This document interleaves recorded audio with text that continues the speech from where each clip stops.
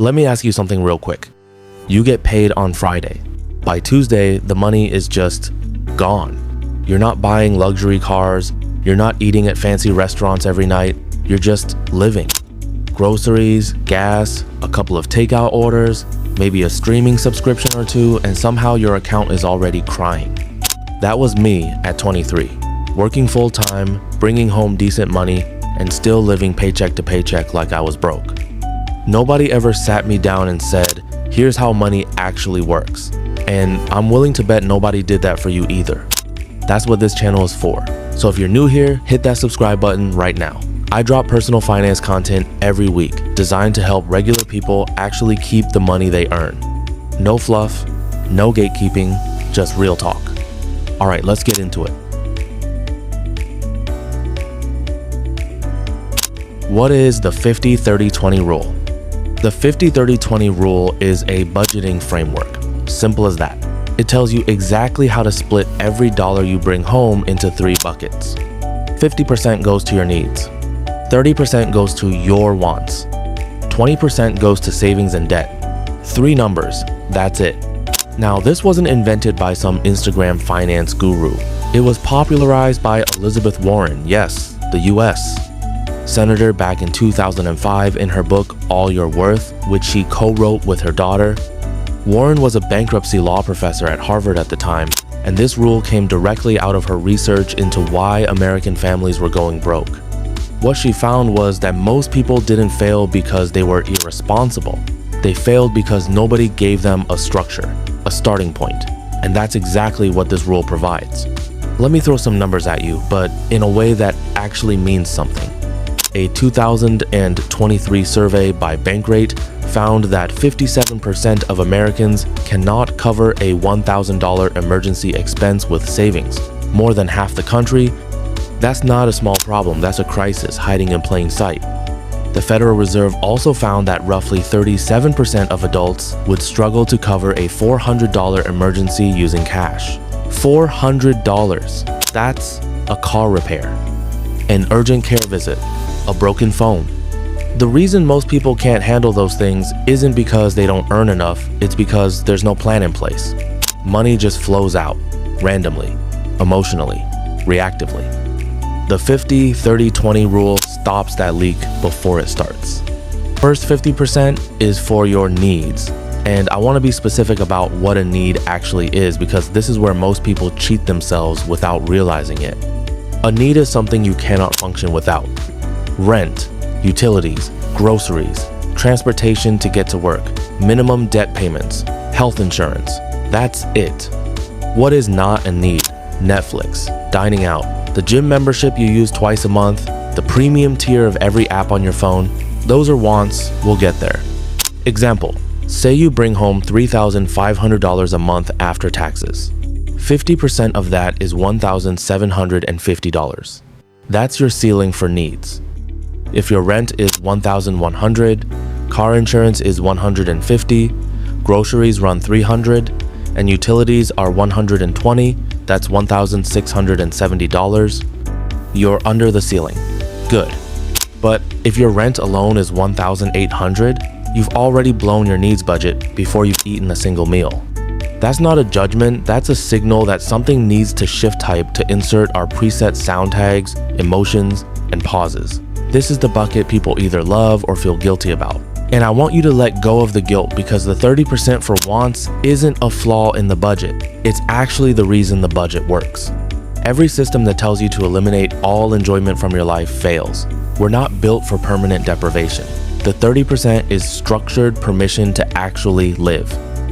Wants include dining out, entertainment, subscriptions, shopping, vacations, anything that makes life enjoyable but isn't survival critical.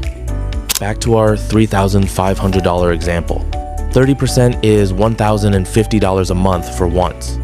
That's going out to eat a few times, keeping your streaming services, maybe putting some aside for a trip.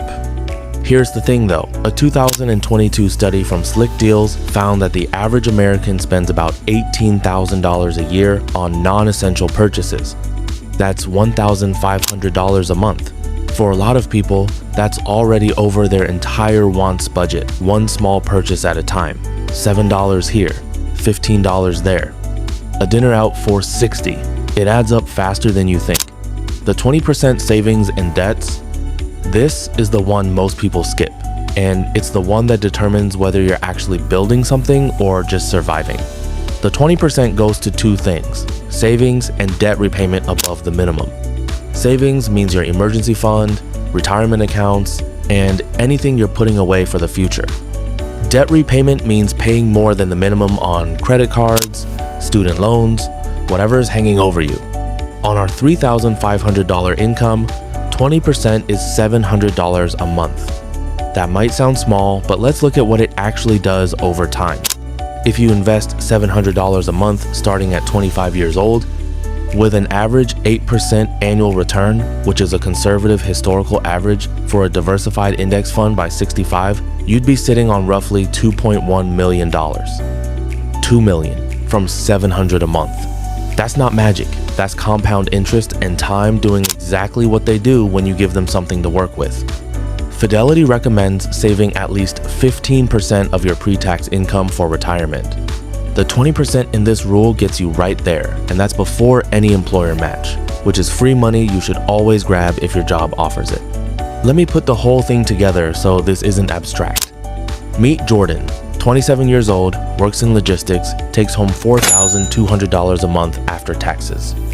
Needs 50% $2,100, rent $1,200, car insurance and gas $350, groceries $300, utilities and phone $250, total $2,100.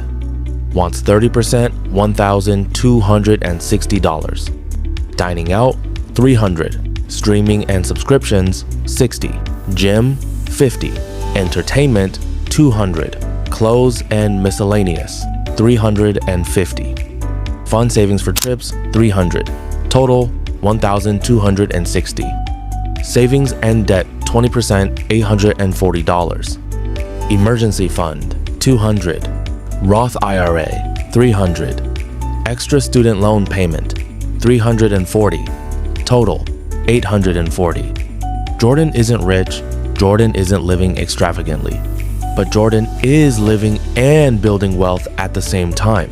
That's the balance this rule creates. Real talk, some of you are watching this thinking, my rent alone is more than 50% of my income.